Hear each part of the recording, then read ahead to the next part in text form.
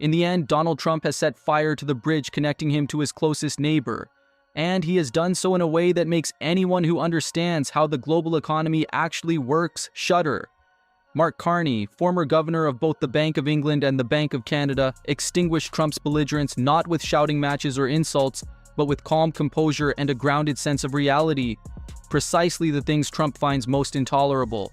But make no mistake, this is not merely a trade dispute, it is a warning sign of a fracture in what has long been the most durable economic relationship in the world. It is astonishing that Trump could say these things without the slightest hesitation. Trump is now treating Canada, yes, Canada, not as a partner with shared interests, but as an adversary to be subdued. Does that sound absurd? We are talking about a country that has stood shoulder to shoulder with the United States in war, helped rebuild the regional economy, and buys more American goods than China, Japan, and the United Kingdom combined. Such ingratitude is difficult to accept. This issue goes far beyond tariffs on dairy, lumber, or steel. What is at stake is the potential collapse of the entire North American economic framework. And if Washington continues down this path, what Americans will bear will not simply be higher prices, but the deepest economic pain the country has felt in decades. Let me tell this story properly. Look at the two central figures. On one side is Donald Trump, back in the White House for less than a year, yet already responsible for igniting a cascade of confrontations. Since returning to office in January 2025, he has been consumed by the idea that the slogan, "America First," can force the rest of the world into submission. In Trump's worldview, Canada is merely a weaker partner, easily pressured into concessions. Since then, a series of provocative moves has followed, from attacks on NATO, to withdrawals from international agreements, to open criticism of G7 leaders. Trump does not see alliances as cooperation, but as bargaining chips to extract short-term gains. What Trump failed to anticipate, however, is that this time he is not facing an ordinary politician. His counterpart is Mark Carney, a man with a deep command of global finance and perhaps the only figure capable of using reason rather than raw power to force Washington to confront its own contradictions. And this is where the story becomes truly startling. For months now, we have been dragged into a crisis entirely manufactured by Washington, as the United States threatened to impose a 25% tariff on Canadian imports. Auto plants in Michigan were forced to halt production lines, disrupting supply chains across the Midwest. Canadian lumber, essential to construction projects in Arizona, was suddenly stalled, sending housing prices soaring. In Florida, the tourism industry has been reeling as Canadian visitors, long a reliable source of winter revenue, sharply declined.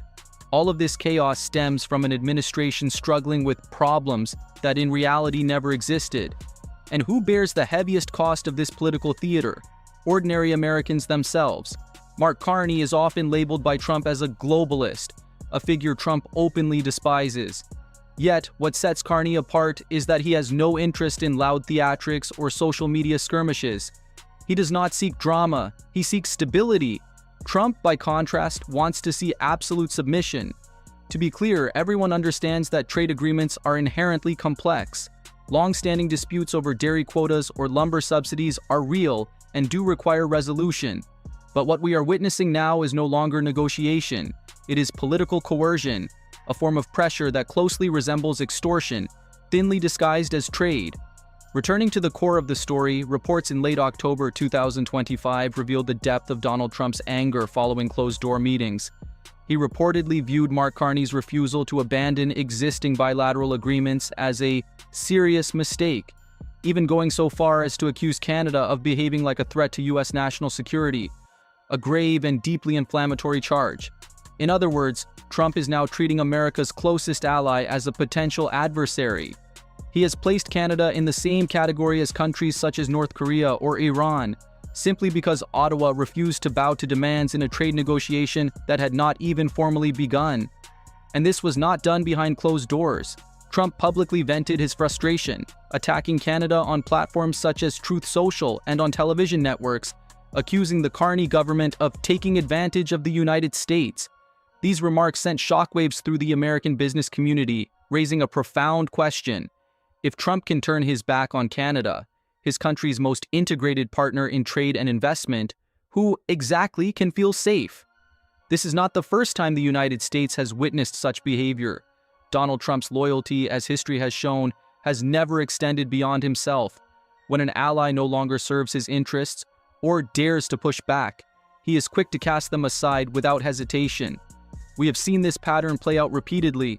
Recall how Donald Trump turned on Jeff Sessions, the first senator to publicly endorse him, the man who lent Trump's campaign a legitimacy few others were willing to provide. Yet the moment Sessions did the right thing, upholding the rule of law and recusing himself from the Russia investigation, he became a pariah, publicly humiliated by Trump and ultimately dismissed. Then there was William Barr. Barr had once been a devoted defender of Trump, willing to distort the Mueller report and intervene in legal cases to protect Trump's inner circle. Yet simply because Barr refused to seize voting machines or declare the 2020 election stolen, Trump turned on him, shifting from praise as a hero to branding him a traitor and part of the political swamp. Then came Mike Pence. For 4 years, Pence stood beside Trump through every scandal and every crisis, displaying unwavering loyalty. But the moment he chose to defend the Constitution rather than bow to Trump's ego on January 6th, he instantly became a target, attacked by a mob incited by Trump himself. Even Kevin McCarthy was not spared. He repeatedly made concessions, flew to Mar-a-Lago to mend relations after the insurrection, and tried to maintain a fragile balance between party loyalty and the responsibility of governing.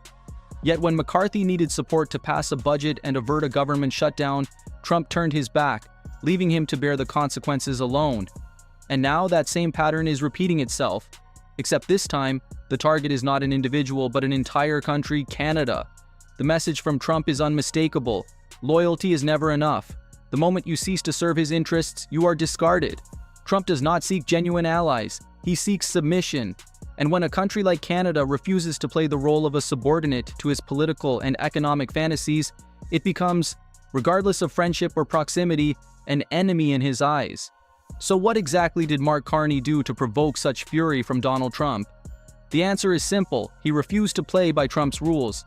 The standoff emerged when Trump's team demanded that Ottawa accept Washington's ability to reimpose tariffs at will, a unilateral concession thinly disguised as an adjustment to the USMCA. Canada, by contrast, remained firmly committed to the core principle that trade must be governed by rules and binding commitments. For Carney, an economist and former central bank governor, that was not a matter open to negotiation. He chose to remain calm, rely on data and real-world supply chains, and steer well clear of personal attacks. At first, Trump appeared to respect that approach. He continued to present himself as a competitor, a self-proclaimed master negotiator. But as the talks dragged on into November, the trajectory began to shift. Auto parts prices surged, small businesses in border states struggled under rising costs, and stock markets started to wobble amid fears of prolonged instability. American consumers, already weary of climbing prices, began directing their frustration at the White House, and the image of the tough leader Trump had tried to cultivate suddenly began to crack. Then Carney made a move that truly sent Trump into a rage. He began seeking out alternative trade partners. Canada expanded discussions with Pacific economies while intensifying engagement with Europe, a rational effort to shield its economy from headwinds blowing out of Washington. To Trump, however, this amounted to betrayal. In his worldview, any ally that seeks to protect its own national interest is cast as an enemy. This placed Ottawa in a profound dilemma. On the one hand, Canada's economy is deeply dependent on trade with the United States. Losing access to that vast market would be catastrophic. On the other, capitulation would mean surrendering sovereignty and accepting dependency. Carney understood that the only way to preserve national dignity was to resist the pressure, even if doing so provoked Washington's anger. And this is the tragedy at the heart of Trump's approach to international relations. He demands absolute loyalty, expecting countries to sacrifice their citizens' interests to serve his own image. Yet when things unravel, he's quick to shift the blame onto others. The result is a world growing ever more chaotic, and a Canada compelled to stand up for itself. This episode has ignited a serious rift within the American conservative camp. As Donald Trump publicly turned his back on Canada and showed little hesitation in damaging the United States' most stable trading relationship, other allies began to grow uneasy, wondering whether they might be next. Moderate Republicans, particularly those closely tied to industry, now find themselves in a bind. They understand that a trade war with Canada would be futile, inflicting severe harm on the U.S. economy and undermining the very communities they represent. On the far right, more combative voices quickly accused Ottawa of disloyalty, branding Canada as too woke to mask deeper policy disagreements. Tensions escalated further when Steve Schmidt, a veteran strategist with decades of ties to the Republican Party, broke his silence.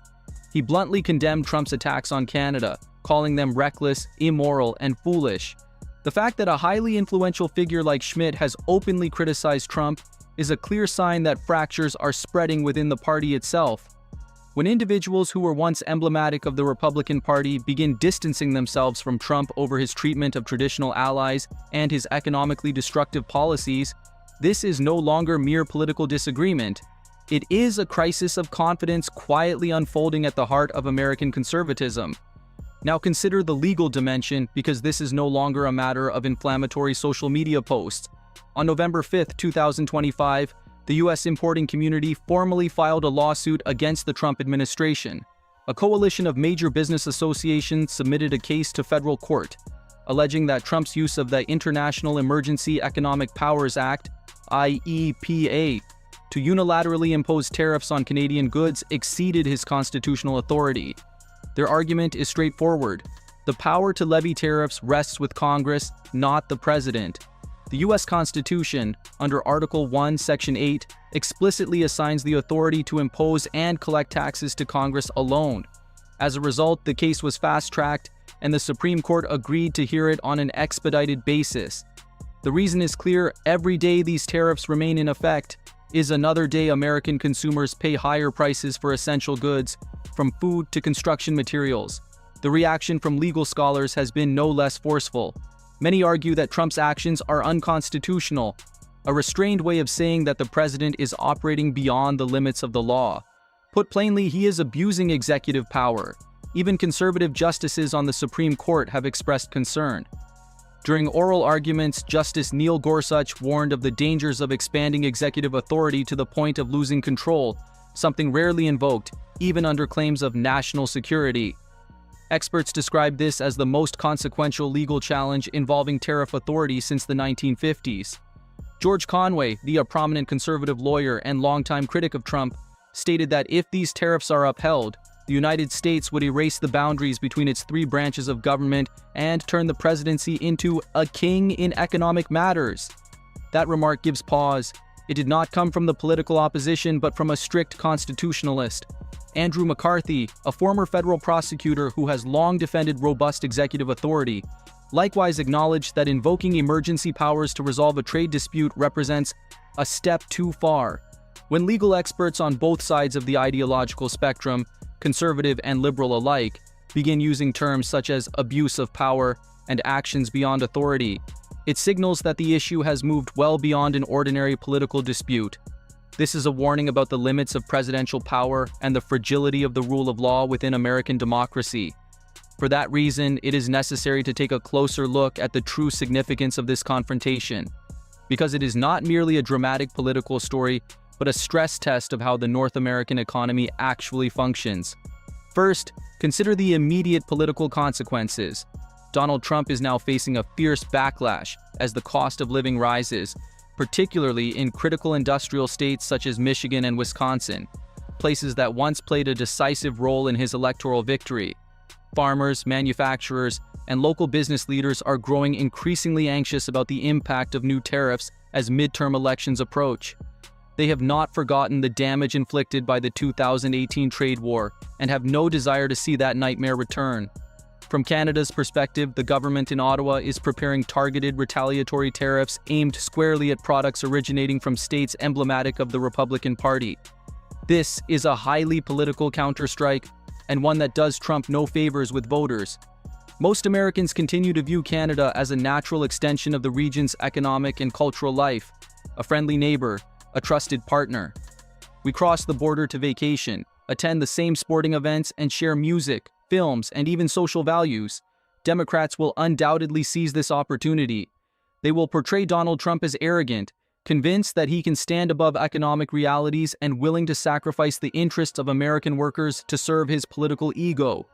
Campaign advertisements will not miss the chance to highlight rising prices at Home Depot, Walmart, and local grocery stores, offering tangible evidence of the chaos unleashed by Trump's tariff policies. And there is little doubt that the Canada crisis will become a central theme in upcoming speeches, televised debates, and campaign messaging.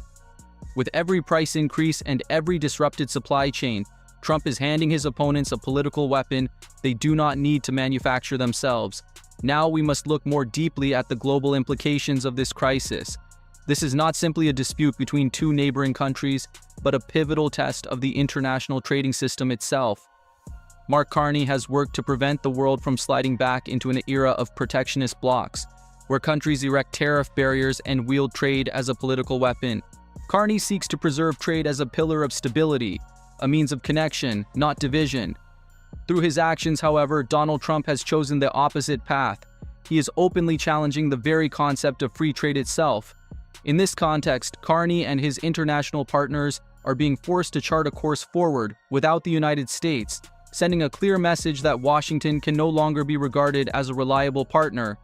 As a result, America's leadership role in the so-called free world has never appeared more diminished. Even so, Carney may have little choice. If Canada were to remain silent in the face of blatant violations of trade commitments, the country's credibility and trust in the international rules-based system would suffer severe damage. At its core, this crisis is a question of principle. Can the United States arbitrarily wield its economic power whenever a president chooses, purely to achieve political objectives without facing consequences? If the answer is yes, then this represents a dangerous turning point. The global trading system, built on rules, stability, and predictability, would be fundamentally undermined. Businesses would be unable to plan, economies would lose confidence, and the shared rules of the game would cease to exist. Trump has never been comfortable with legal constraints. He seeks total control, turning trade into a tool of personal political leverage. If such a precedent is accepted, it opens the door to an unchecked expansion of executive power.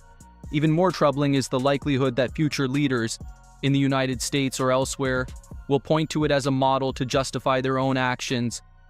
The consequences of this confrontation therefore extend far beyond the bilateral relationship between the US and Canada.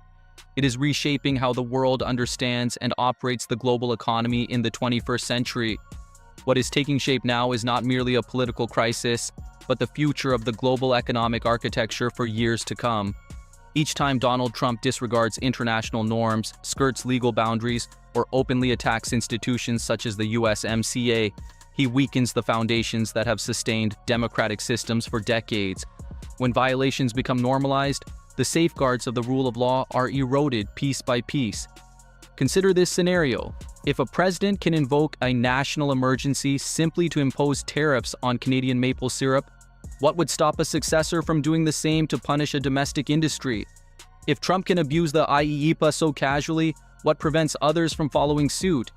Such precedents do not disappear when he leaves the White House. They become embedded in a new political reality. And that is the most dangerous outcome of all. Democracy rests on the belief that those in power will respect the law, even when it runs counter to their own interests. When that trust collapses, the entire system begins to fracture.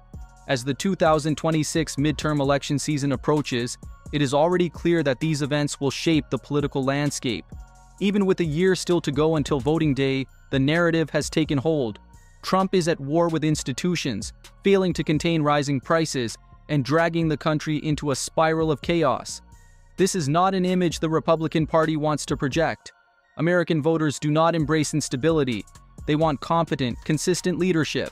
Trump, by contrast, offers little beyond conflict. Democrats will undoubtedly seize on this, amplifying a message of a return to normalcy after years of turbulence.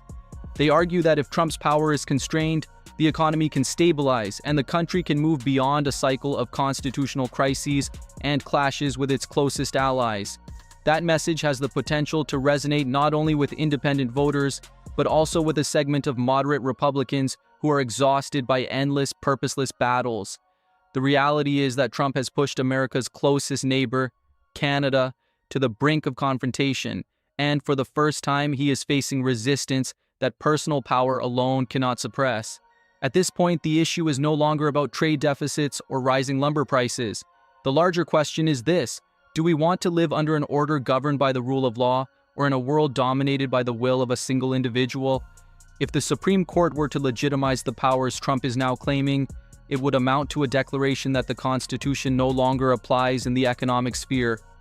The United States would then enter an era in which a president could behave like a financial autocrat. This, therefore, is not merely a debate over tariffs or trade. It is the ultimate test of the Western democratic system itself.